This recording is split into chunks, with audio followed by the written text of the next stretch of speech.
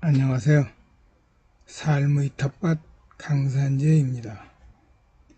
오늘은 삶의 텃밭 중에서 텃밭 농사가 아닌 삶에 대한 이야기를 해보려 합니다. 삶의 모습을 어떻게 보느냐에 따라 그 구분은 천태만상일 것이나 부족한 제가 여기에 대한 얘기를 한다는 건 주제 넘은 얘기가 될 듯합니다. 다만 우리네 삶은 원초적으로 나눈다면 부귀와 빈천으로 나누지 싶습니다. 누군들 부귀하고 싶지 빈천한 삶을 살고 싶겠습니까? 부자면서 사회적 지위도 높다면 솔직히 좋지 않을까요?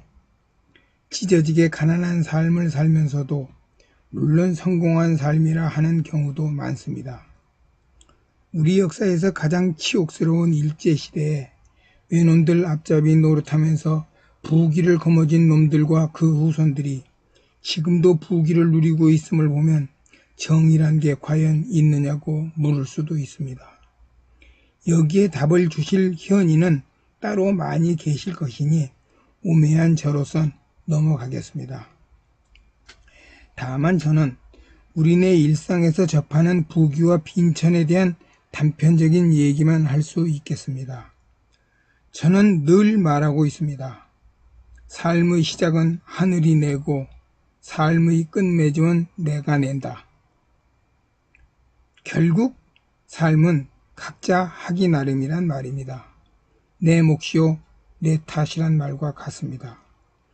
20여 년 전 우연한 기회에 사주학에 눈을 뜨게 되었습니다. 사주 공부를 하면서 음양오행과 맞아떨어지는 우주 질서에 내심 놀라기도 했습니다. 그보다 더 놀라운 건 사주팔자라는 것이 그저 웃고 넘길 가벼운 것이 아니라는 점이었습니다. 살다 보면 우린 늘 느끼는 점이 있습니다. 되는 놈은 늘 되고 안 되는 놈은 뭘 해도 안 된다는 점이죠.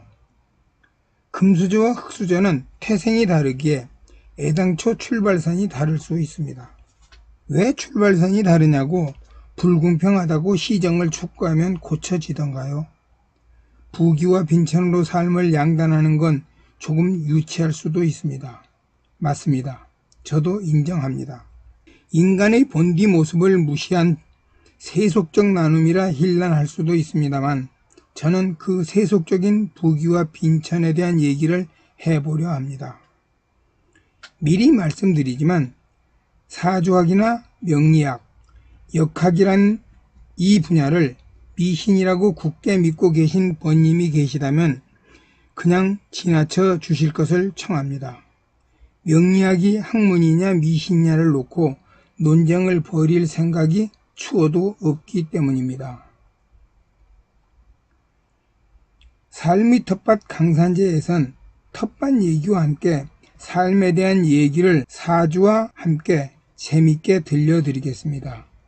전문 역학자 수준이 아닌 일반인 수준에 맞추어 생활역학으로 말씀드리는 것이니 재미있게 보아주셨으면 좋겠습니다. 미리 말씀드리지만 이곳에서는 사주 상담을 하거나 역학 이론을 논하는 답글을 달지 않습니다. 이곳은 고속도로 졸음 쉼터 같은 곳입니다. 텃밭 일을 하시다가 허리가 아프시거나 힘이 들 때 잠시나마 아하, 삶에 대해 이렇게 보는 시각도 있구나 하는 정도로 가볍게 보시면서 차 한잔 하시고 다시 텃밭으로 나가셨으면 좋겠다는 바람을 가지고 있습니다. 시간이 되는 대로 음양오행과 사주팔자, 명리학에 대한 얘기를 하겠지만 우선은 재물운에 대한 얘기를 해보겠습니다. 그냥 저의 개인적인 생각이라고 가볍게 보아주시기를 바랍니다. 사주 명리학에서 재물운을 보는 방법은 여럿 있습니다. 사주팔자 자체도 좋아야 되겠고 당연히 10년 대운, 1년 세운, 한 달 월운도 좋아야 합니다. 하지만 이 모든 것이 모두 좋은 사람은 없습니다. 어느 하나가 좋으면 어느 하나는 나쁜 것이 일반적 현상이죠. 이 때문에 우리는 살아가기 쉽습니다. 모두 나쁘다면 어찌 살아가겠습니까? 세상에서 완전히 망하는 경우는 없습니다.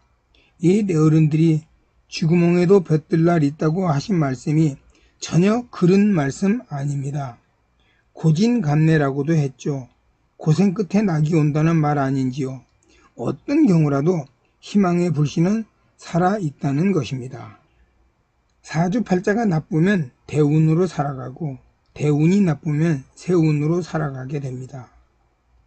사주팔자, 대운, 세운 세 가지 모두가 나쁜 경우도 있을 수 있습니다.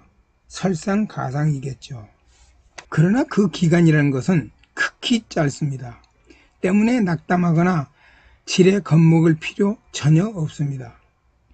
이때도 일을 버리지 않고 숨 고르기를 하며 다음을 위한 발판을 준비하면 됩니다. 2보 전진을 위한 1보 후퇴나 멈춤이죠. 공부를 한다든지 자격증을 따거나 기술을 습득하는 거죠. 다른 사람에 의탁하며 세상을 구경하고 배우는 것도 좋습니다. 어떻든 사람은 앞뒤가 다 막히는 경우는 정말 없습니다. 하늘이 무너져도 솟아날 구멍은 반드시 있습니다. 삶은 정비례로 직진하여 상승하거나 반비례로 직진하여 떨어지는 경우는 절대 없습니다. 세상사는 기승전결, 순서를 따름이 당연합니다. 다른 말로 하면 시작, 전개, 전환, 끝맺음이죠. 어떤 경우에도 이 과정을 거치는 경우엔 큰 무리가 생기지 않습니다. 4단계 중 어느 하나만 빼먹거나 부실해도 삶 전체가 휘청거리게 됩니다. 돈을 버는 일도 그렇습니다. 시작하는 타이밍을 잡지 못하고 민기적대다가 기회를 놓치는 경우도 있습니다. 이 일을 전개하고 확장해야 하는 시기를 놓치고 우유부단함으로 머뭇대다가 도로무공이 되거나 전개하거나 확장을 해서는 안 되는 시기에 반대로 확장했다가 낭패를 보기도 합니다. 물론 끝내고 마무리를 해야 할 때를 몰라 계속 진행하다가 점점 나락으로 떨어지는 경우도 있습니다. 우리네 번님들은 텃밭 농사를 짓고 계시니 누구보다 실감하시고 계실 겁니다. 농사도 기승전결입니다. 시작하고 전개하고 전환하고 끝냄이 있습니다. 씨앗을 뿌리면 시작이죠. 이때의 타이밍이 중요하다는 건 설명이 필요 없겠죠. 발화된 작물을 가꾸면 전개입니다. 때에 맞춰 가꾸고 돌보며 병들지 않게 하는 정성이 들어간 부지런함이 필요하죠. 작물이 영 글면 추수를 하는데 전환입니다. 이때도 타이밍에 따라 수확량 차이가 뚜렷해짐을 알 수 있습니다. 수확된 농작물을 잘 출현해 보관하는 것이 끝맺음입니다. 기승전결에서 결에 해당합니다. 사주학을 다른 말로 계절학이라 합니다. 때를 알고 이를 활용하는 학문입니다. 자연을 근본으로 한 계절학입니다. 봄에 씨 뿌리고 여름에 자라고 가을에 수확하고 겨울에 저장한다 에서 나온 말입니다. 춘생, 하장, 추수, 동장이라고 하죠. 사주학이라는 건 간단하게 말하면 때를 알고 때에 맞춰 살자는 겁니다. 사주학은 우주 자연의 변화, 즉 사계절의 변화에 우리네 삶을 비교하며 삶의 모습을 살펴보는 학문입니다. 삶을 크게 모아서 나는 어느 계절에 태어났으며 지금 어느 계절을 살아가고 있느냐는 거죠. 이것을 아는 것이 기본입니다. 1년 12달을 석 달씩 나누어 4계절이 되듯이 사람의 삶도 30년 대운을 한 계절로 보고 4계절로 파악한다는 것이 사주학의 기본입니다. 돈을 버는 것도 4계절과 똑같습니다. 내가 지금 봄을 지나고 있다면 뭔가 시작해야죠. 나의 계절은 봄인데 추수하겠다고 낫을 들고 밭으로 나가면 안 되겠죠. 반대로 저장해야 할 때인 겨울을 지나고 있는데 시작하겠다고 씨앗을 뿌리러 밭으로 나가면 되겠는지요. 세상만사 이와 똑같습니다. 부귀와 빈천도 여기서 벗어나지 않습니다. 돈을 버는 때는 따로 있습니다. 사업을 시작할 때인지 전개해 확장할 때인지 현상 유지에 만족하며 때를 기다려야 할지 아니면 접어야 할 때인지를 삶의 흐름 속에서 찾아보자는 겁니다. 돈을 버는 방법도 직장 생활을 할 것인지 자영업을 할 것인지 당연히 알고 시작해야 되겠죠. 사주는 점을 치는 것이 아닙니다.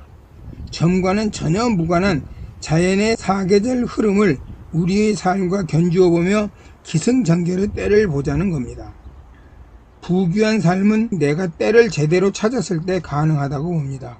돈은 이때 벌리는 겁니다. 다시 말씀드리지만 삶의 시작은 하늘이 내고 삶의 끝맺음은 내가 낸다 입니다.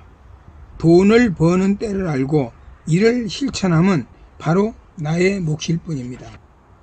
앞으로 사주학의 왕초보 수준인 번님들도 쉽게 이해할 수 있도록 생활 주변에서 흔히 접할 수 있는 결혼, 인연, 공부, 재물, 직장, 건강, 이사, 매매, 사업 등과 함께 음양오행을 이용한 의식주와 관련된 나에게 좋은 색깔과 좋은 음식, 좋은 숫자, 좋은 방향, 현관, 거실, 침실의 인테리어 풍수 등을 생활역학으로 소포장하여 텃밭 얘기와 함께 삶의 얘기로 하나씩 풀어볼까 합니다.